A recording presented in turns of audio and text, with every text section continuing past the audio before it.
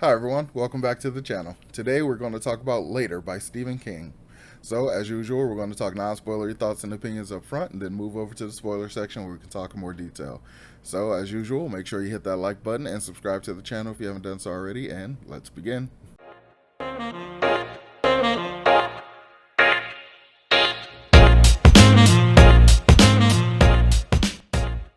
So this is King's third time publishing with Hard Case Crime.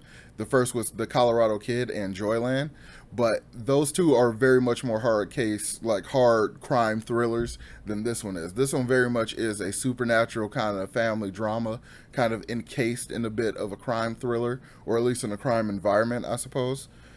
The story is about a young kid named Jamie Conklin who we follow the story through his perspective, and it goes from like the 2010s or the early 2000s up into the 2010s, because it basically covers from the time he's about 6 years old up until he's about 15 or so, and he's around 20 or so telling this story.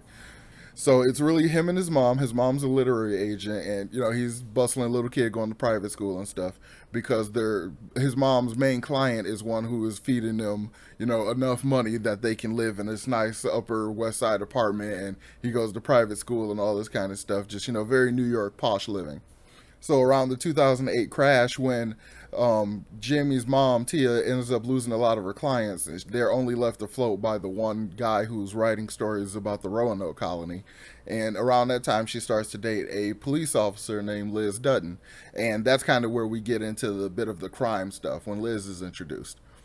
But this book, I really like it a lot. It's great, great King, classic King stuff. Like, you give him any story with a young supernatural kid, a kid with some kind of supernatural talent, and then it's just going to be good. And especially put it in like a coming of age scenario, it's going to be even better. So this one is really, really well done. It has so much great depth of character within just these few characters.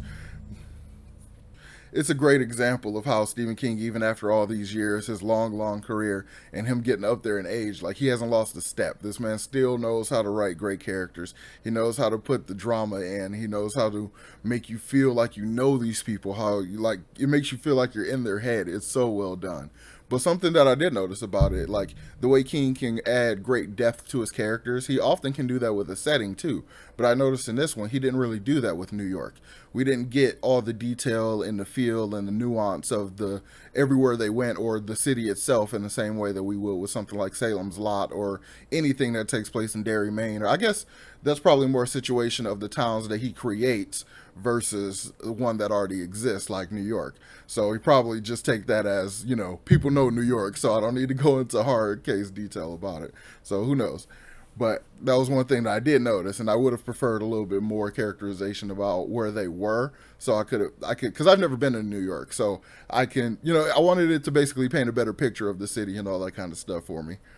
The pacing in the story also is really, really good. It's a literal page turner. You just keep going and going and going, because the way the first person is used, the way Jamie is telling the story, he constantly is promising more information. You're like, yeah, we'll talk more about that later, being the operative word in the story, like, and all this. So he kind of constantly sets up things, and you're like, okay, well, I want to know what happened with that situation. I want to know how, and it just keeps going and going, and then next thing you know, you're done with the book, and you're like, oh, I want more. Like, so it's really good. It's a great example of King doing that thing where he leaves you wanting more.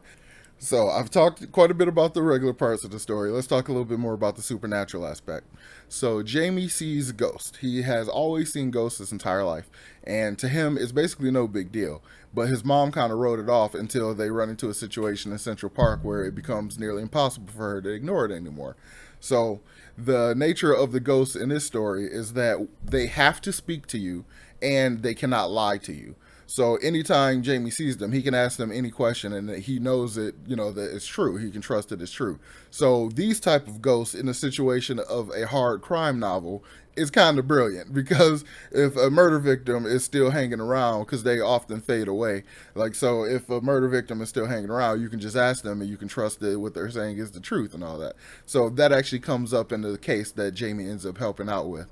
So it's really interesting because it still has a lot of the hard crime kind of case thriller kind of stuff like that in there. You get a lot of that vibe, but the entire situation that surrounds the case when he's working on it, is kind of all thriller, but it's like adjacent to the crime. So it's really, really good. This is really good. So before I get into any of that, I want to ask, have you all read any of Stephen King's more recent stuff? What do you think about his new stuff as compared to his classic stuff, or as I call it, his classic stuff? Let me know what you think about that in the comments down below. So let's go ahead and jump over to spoilers for Later by Stephen King. So, one of the cool things about the story, I think, is the way Stephen King was able to wrap in the relationship with Liz and Tia and kind of use it as a tool in order to further develop Jamie's situation that's going on. So around the time that the 2008 crash and stuff happened, and Jamie's mom Tia lost a lot of her clients and stuff, she ended up dating a police officer named Liz, who was helping them out and all their pretty much being a good support for her and all this kind of stuff. But they never explicitly told Jamie that they were dating, so it was kind of fun the way like his young self, at least from his adult perspective, think about his young self basically speculating like they're friends and like they always drink wine and then they go into the room and like all this kind of stuff. It's just it was fun little kid things to notice and like all that kind of stuff. But the way King handles that relationship is brilliant. The way you can kind of feel the like 2008 and all that stuff kind of started to erode who Liz was. Like they were so good before, and then like all this other stuff about her starts to come out. And again, we get an example of King's what I suspect is King's politics, because I follow him on Twitter and it is an example of his politics. But around 2008, Liz ends up having a problem with Obama and saying she's not sure he's American and stuff like that. So she's starting to go down that wormhole. And Tia is very much not having it. And then it gets to the point where like she is one of these bad apple cops, and like, and it spirals even more from there because she's got financial stuff and family stuff and all this kind of stuff, and she just feels overwrought and pressured, but she goes about it in terrible ways as compared to Tia. She ends up like trafficking drugs and then brings drugs into Tia and Jamie's house, and that's what ends their relationship, because she does some, incriminating Tia to that degree and putting Jamie in that kind of danger and stuff. So that completely destroys the relationship. But Tia basically doesn't get any better. She basically kidnaps Jamie in order to get him to help her deal with this case. It's a situation of kind of like a Unabomber. This guy's been planting bombs and stuff everywhere for years, and the bombs are getting bigger and the situation is getting worse as time goes on. So one of his he left, the guy who was the bomber actually killed himself and left one last giant bomb. So Tia or Liz wanted to use Jamie to go find his ghost in order to ask him where the other one was, because he can't lie. And that does kind of work out nicely. But the thing is, Jamie ends up getting haunted by the ghost of the bomber, because the evil ones, the hateful ones and stuff, they don't fade away as quickly as regular ghosts. Those go away in about 2 or 3 days. This guy sticks around with Jamie for a long time.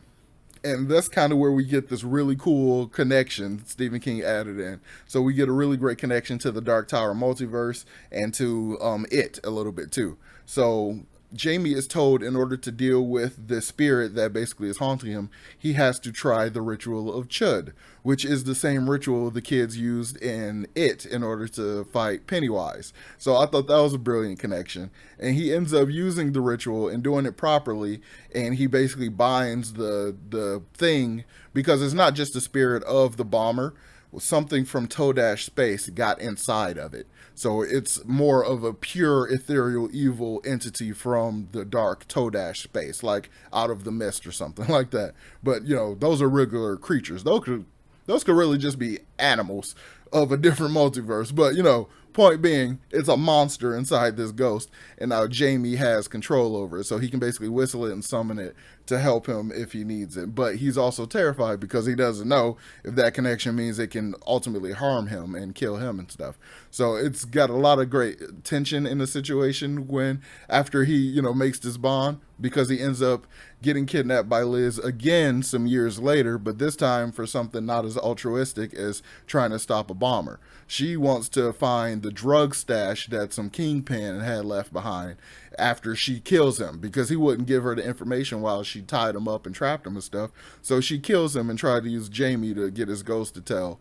But then the information they find out is such a good twist, because it's actually, you know, not as much drugs as she thought it was going to be, and the whole thing is like a bust and stuff. And Jamie ends up having to call the bomber in order to help.